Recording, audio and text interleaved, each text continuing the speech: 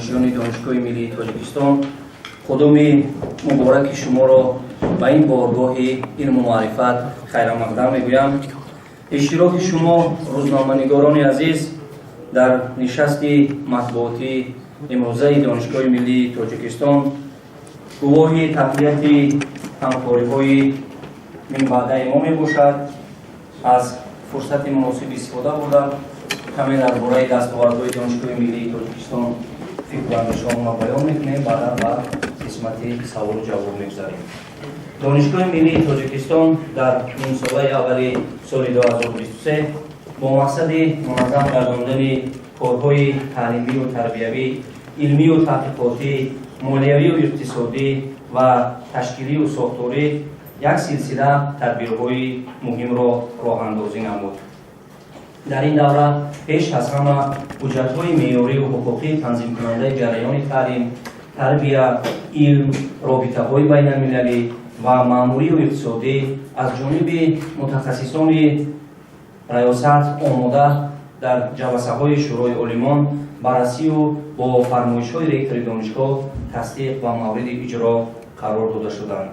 در برابر این ریاست دانشگاه با جلب آموزگاران و دانشجویان دانشگاه در یک قطار چاره‌بینی‌های سطحی جمهوریوی و بین‌المللی فعالانه اشتراک نمود. مهمترین رویداد سال جاری در دانشگاه سنه 13 مارس سال 2023 با اشتراک اساسگزار صلح و وحدت ملی پیشوای ملت پرزیدنت جمهوری تاجیکستان محترم امام علی رحمان افتتاح بینای نوی لیسه رویه طبیعی و ریاضی دانشگاه ملی تاجیکستان و موعد بهره برداری قرار دادن آن میباشد. بینای نوی زمانوی از 4 آشیانه عبارت بوده برای 1280 نفر خواننده پیش بینی گردیده دارای 47 صنفخانه زمانوی و برهوا از جمله 10 صنفخانه برای صنف‌های تحصیلات ابتدایی میباشد که برای تعلیم و تربیت خوانندگان صنفخانه‌ها با تمام ایونیت‌های درسی مجهز گردانیده شده است. همچنین در بینای مذکور 10 صنفخانه علاوه فنی برای آموزش فن‌های خیمیا، فیزیکا، بیولوژیا، ماتماتیکا و گیومتریا تشکیل کرده برای گذراندن تجربه و آزمایش‌ها امکانیت‌های مساعد فراهم آورده شده است. رویداد مهم دیگری دانشگاه این فورم رکتوران مؤسسه‌های تحصیلات عالی کسبی جمهوری تاجیکستان و جمهوری ازبکستان میباشد که سنه 13 تا 15 سال 2023 در پایه دانشگاه ملی تاجیکستان برگزار گردید که میان مؤسسه‌های تحصیلاتی دو کشور ده‌ها سندهای همکاری به تصویب رسانیده شدند. موارد به یادآوری مخصوص در پرتو دستور سفارش‌های اساسگزار صلح و وحدت ملی پیشوای ملت پرزیدنت جمهوری تاجیکستان محترم امام علی رحمان در سمت گذشتن از اکریدیتاسیون بین‌المللی دانشگاه ملی تاجیکستان تدبیرهای مهم را راه اندازی نمود. با این مقصد سال 2023 در دایره همکاری‌های دوجانبه دانشگاه 10 اختصاصی مهم ضروری برای اقتصادیات کشور که در بین مؤسسه‌های تحصیلات عالی کسبی اولین مرتبه است که دانشگاه ملی تاجیکستان 10 برنامه تحصیلاتی خود را از اکریدیتاسیون بین‌المللی گذرانده است. این رویداد نیز در دانشگاه ملی تاجیکستان در تاریخ دانشگاه ملی تاجیکستان بار اول است. این اختصاصات شبیه دارد و اختصاص‌های کار طبابتی، کار طبی و تشخیصی، داروسازی، ماتماتیکا، فیزیکا، خیمیا، بیولوژیا، مناسبت‌های بین‌المللی، حقوق‌شناسی و مالیه و قرض در نظر داشته می‌شود که از جانب اجنسی بین‌المللی اکریدیتاسیونی جمهوری قزاقستان با سرتیفیکات‌های بین‌المللی سرفراز گردانیده شده است.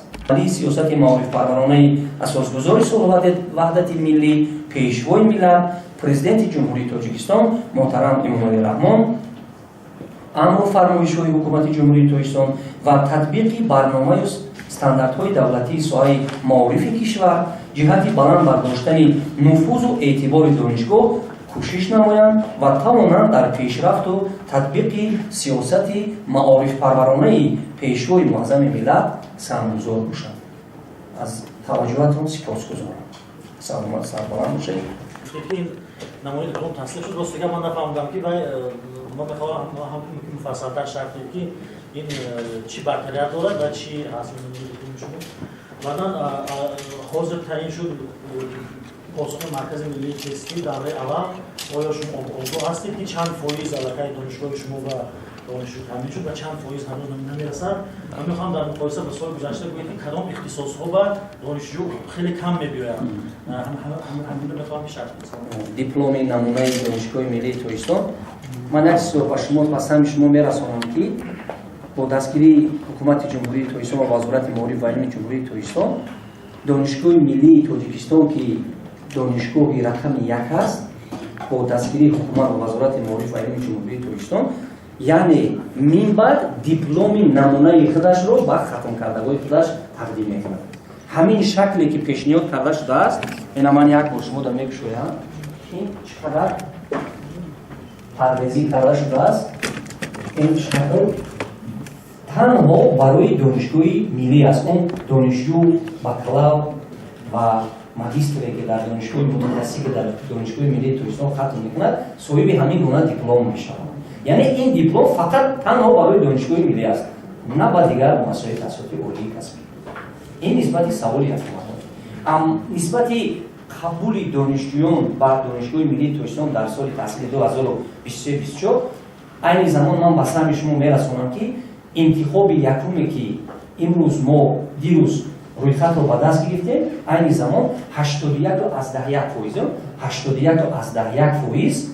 دانشجویان و دانشگاه ملی تویستان در کلاسترهای معاینه شده سفربر کرده شد. رویخط از مرکز ملی تستی با ما روانه کرده شد. علاقه طول 2 روز است که ما داوطلبان رو در نقطه قبول حجت‌هامون انتظار است. سال گذشته قریب که همین حالت بود. یک چیز مثلا شما رسانم که دانشگاه ملی تویستان همه وقت داوطلب خودش رو دارد. علمان جوان از حساب زمان دکتران است. روشنی می‌انداخته که چند نفر هستند در زمینه‌های علمی حمایت کردن و من کار به نظام چگونه جریان دارد. و سوال دیگر در مورد همان لیسنگی که باز کردید یک از بهترین رویدادهای این سال فکر میکنم همین شبیه همین لیسه بود. در باره همین لیسه که معلومات میدادید که اصولی مثلا قبولش چگونه است و چه برتریت‌ها دارد. تشکر. نقشه و برنامه استراتژی ریاست دانشگاه ملی تویستان این جوان کردن علمان جوان و کادرهای جوان است. این زمان از حساب آموزگاران جوان که دارای درجه و عنوان علمی هستند در دانشگاه ملی تویستان حدود 20% را تشکیل می‌کنند. و جای گپ است من یک خوشخبر را به سهم شما میرسانم. یک علمای جوانی ما سنه 21-24 ایولی سال سپری گشته زن است. در دولت کره اشتراک کردن. علویدین‌زاده رخشانه کارمند اینستیتوت علمی تحقیقاتی دانشگاه ملی هستند. صاحب 2 مدال گشتند. از 2 اختراع پیشنهاد کردند در بین زنان اختراعکار. هم مدال طلا را صاحب شدند هم مدال نقره را صاحب شدند. این با جواب به سوال شما است که علمان جوانی که امروز در دانشگاه ملی هستند خیلی دستاوردهای زیاد دارند. و من یک آمار دیگر رو به سهم شما میرسانم. سال گذشته جایزه اسماعیل سامونی برای علمان جوان اعلام کرده بودند.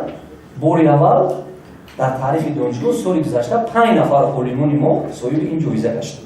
این همین نتیجه همین زحمت‌های همون علمان جوان است که امروز پیوسته کاربری میکنند. و استراتژی دیگری دانشگاه ملی تویستان در آن است که اون علمان جوانی که علاقه 3-4-5 سال رساله‌های نامزدی خودشون رو دفاع کردن علاقه ما در با دستور ریاست دانشگاه در شروع علمان دانشگاه رساله‌های دکتری آنها را ما تصدیق کرده. ما آنها رو هم به دکترانتورا هم به دکتران اون منجور سفربر کرده ایستاده‌ایم که هر چیز زودتر چون که در ما شرایط مهیا است. من در بالا قید کردم که الان 26 شروع دیسرتاسیونی که امروز در دانشگاه ملی است برای آماده کردن کادرهای بلند اختصاص саҳми муносиби худашро мегузорад.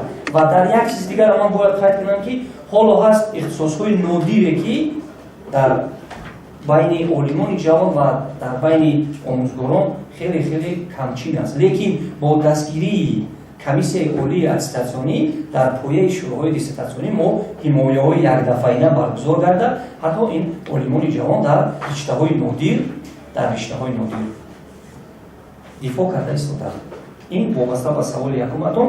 Саволи дуюми шумо нисбати литсеи донишгоҳи миллии Tojiston, воқеан ин литсее ки ба мо тақдим гашт, ин тӯҳфаи бевоситаи асосгузори сулҳу ваҳдати миллӣ, пешвои миллат, президенти ҷумҳурии Tojiston муҳтарам Эмомалӣ Раҳмон ки дар таърихи донишгоҳи миллии Tojiston ки имсол 75 сола мешавад 15 маротиба ташриф оварданд.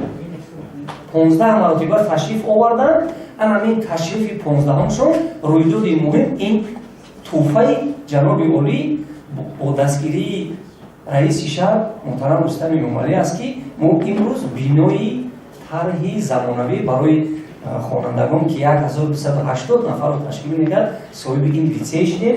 Аллакай аз эълонҳо насб карда шуда буданд. қабули хонандагон дар литсеи донишгоҳи миллии Tojiston рафта истодааст. мо аз синфи аввал талабагонро ба хониш ҷалб кардем.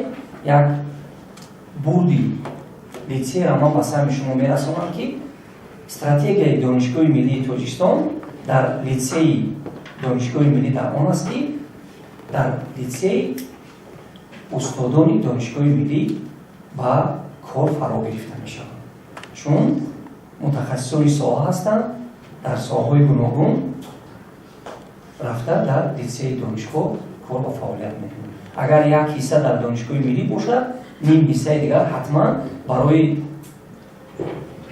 хонандагонам тарбия кардан, таълим додан, ин вазифаи ҷонии ҳар яки мо шумо аст.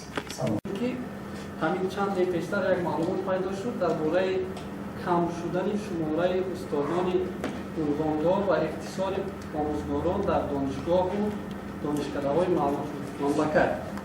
фикр мекунам шумо маълумот доред. фақат мехостам фаҳмидам ки ҳамин маълумот ё ҳамин ҳолат ба донишгоҳи миллӣ ҳам дахл дорад ё не? ташаккур. Ятимоне ки имрӯз дар донишгоҳи миллии Tojiston ҳудуди 200 нафар ятим ба таҳсил фаро гирифтааст. ин ятимон дастури бевоситаи пешвои муаззами миллат аст. мо пайравии пешвои муаззами миллат ҳастем. фаъолияти онҳо, хондани онҳо, таҳсили онҳо, дар хобгоҳ зиндагӣ кардани онҳо ҳамавақт аз ҷониби ҳукумати ҷумҳурии Tojiston, аз ҷониби раёсати донишгоҳ дастгирӣ меёбанд. мо дар ин самт ҳамавақт дастгири ҳамин гуна ятимону бепарастон ҳастем. ва нисбати саволи дуюматон ман қайд карданиам ки ин савол ба донишгоҳи миллии Tojiston умуман рабт надорад. мо потенсиали илмимон мерасад. то ба имрӯз устодони мо дар фаъолияти худашон кор ва фаъолият карда истоданд. ягон устод аз кор пеш карда нашудааст. ягон устод хоҳишманд хар ҳолате мешавад ки ба дигар давлат сафар мекунад ва муҳоҷират мекунад, лекин теъдодаш дар мо хеле кам аст, чун 1329 нафар ин омӯзгорони мо ташкил мекунад. ин савол ба мо дахл надорад. ҳатто ҳоло ҳам дар кафедраҳои дар донишгоҳи миллӣ ҳаст устодони собиқадор ба ҳайси мудири кафедра кор фаъолият карда истоданд. лекин ин дар оянда тибқи он низомномае ки аз ҷониби вазорати маориф ва илми ҷумҳурии Tojiston ба тасвиқ расидааст ва муассисаҳои таҳсилоти олии касбӣ зина ба зина ҳар вақт худаш вақт нишон медиҳад. воқеан имрӯз он нафароне ки солҳои тӯлонӣ мудири кафедра кор карданд дар донишгоҳи миллии Tojiston, бештари онҳо бо хоҳиши худашон аз мудири кафедра баркардон шуданд ва имрӯз профессори ҳамон кафедра ҳастанд, устоди ҳамон кафедра. лекин қисмати зиёди онҳо бо тавсияи худи ҳамон устодони соҳиби мактаб шогирдони онҳо дар ҷои онҳо ба сифати ровбар кор ва фаъолият карда истоданд. дар донишгоҳи миллӣ ин чиз таъсир нарасондааст. ман боварӣ дорам дар оянда низ ин чиз таъсир намерасонад. аз соли 47 донишгоҳ таъсис ёфтааст. соли 1948 аввалин донишҷӯёнро ба ин донишгоҳ ба ин боргоҳи илму маърифат қабул кардам ва октябри ин сол октябри ин сол донишгоҳ ки ҳафтумсола мешавад дар таърихи донишгоҳ ин чиз нашидааст. мо кӯшиш мекунем ки ин чиз дар оянда низ дар донишгоҳ таъсир худаша меҳасонем. дар донишгоҳи миллӣ таҳсил мекунанд, меёнад ки бештар аз кадом давлатҳои хориҷӣ ҳастанд ва дар кадом шӯъбаҳо таҳсил мекунанд? ташаккури зиёд.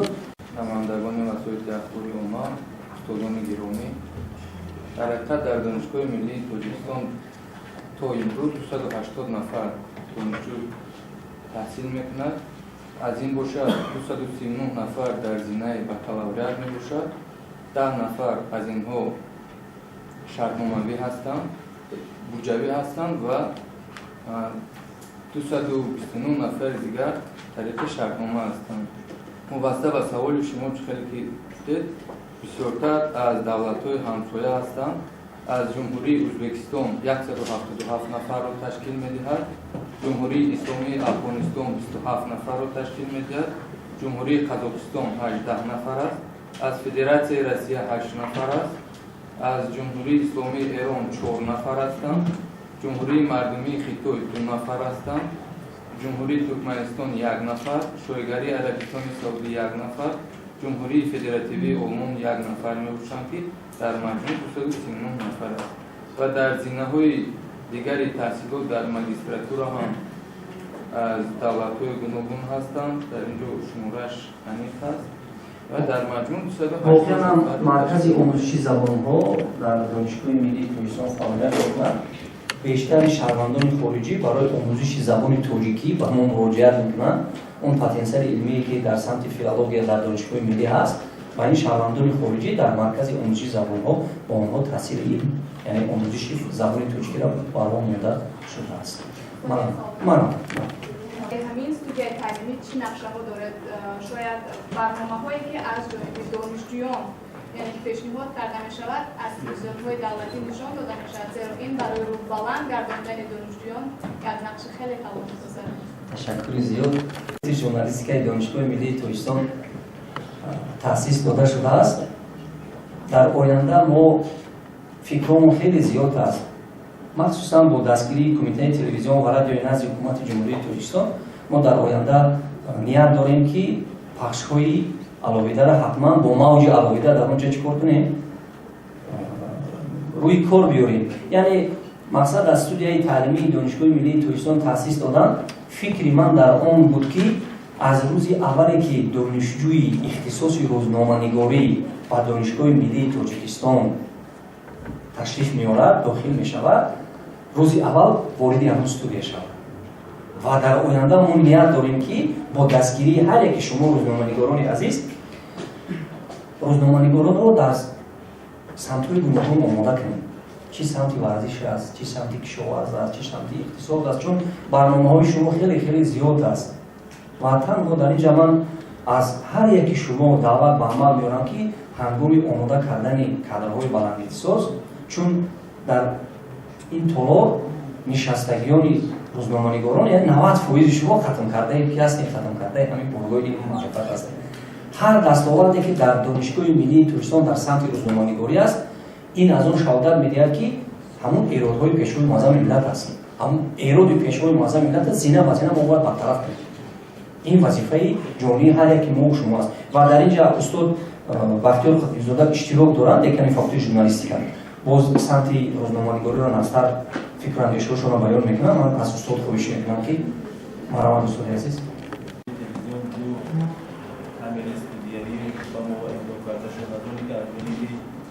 دستگیری درست دیرکتور مجهز و زمانوی با همه دستگاهی روشن‌دهنده و برنامه‌اش نیستی که از سه قسمت می‌کنه. دستگاه در اول که همین نقشه تشریح شده گرفتگی هستیم که هم استودیویی که برای دوستان دانشجو می‌آید خودش در اخبار می‌سنجد، خودش در برنامه تحلیلی می‌سنجد و در برنامه‌های دیگری که حتی ما امکانیت داریم که بعضی تاک‌شو و موضوعات نیز در این استودیو برنامه‌ریزی کنیم.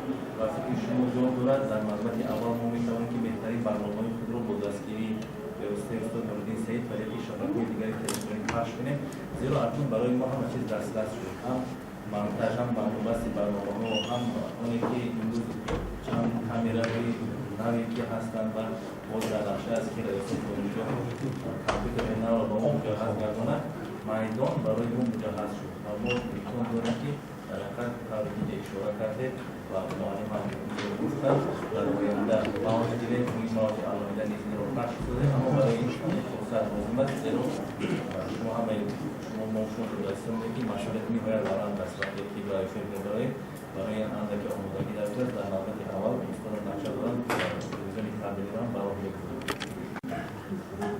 Фарзона Файзалӣ аз рӯзномаи Садои Мардум ҳастам. Амрӯз шумо дар як биние ки тахсил барои мавзӯъ дар факултати журналистика донишгоҳи миллӣ пазируф шуд, шумо иттилоъ дода будед ки нақша доред рӯзнома дар назди факултат рӯзномаро фаъолият кунед, як рӯзнома таъсис намоед. Хоб ин рӯзнома кай ба фаъолият оғоз мешавад? Саволи дигар ин аст ки дар фазои журналистикаи тоҷик солҳост як баҳс идома дорад ва ин баҳс чунин аст ки онҳое ки ба факултати журналистика дохил мешаванд бояд имтиҳони маҳорат супоранд. Хоб оё имкон нест ки масалан онҳое ки ҳадякал аз ҳисоби бюҷет таҳсил мекунанд имтиҳони маҳорат супоранд? Чаро ки як нафар 5 сол аз ҳисоби бюҷет таҳсил мекунад, як курсиро банд мекунад, баъд хатм мекунад, дипломашро мегирад, меравад намедонам бозори Коруон ё Россия ҷои дигар. оیا امکان است که امتحان مهارت همین چیز جاری کنه دانشگاه و آنهای با فاکولته داخل شوند که در حقیقت قلم دارند یا مهارت خوبی سخن گفتن دارند یا چیزی دیگر. نسبتی در پایه فاکولته ژورنالیستیک دانشگاه ملی تاجیکستان газетае ки рӯзномаи қаламро рӯи кор овардан аллакай ҷараёни кориаш оғоз шудааст. мо боварӣ дорем ки дар оғози соли таҳсили нав мо аллакай кӯшиш мекунем ки то охири сентябр аввалои октябр нашрияем ки нашри аввали анамин рӯзномаро чикор кунем пешниҳоди хонандагон пешкаш кунем.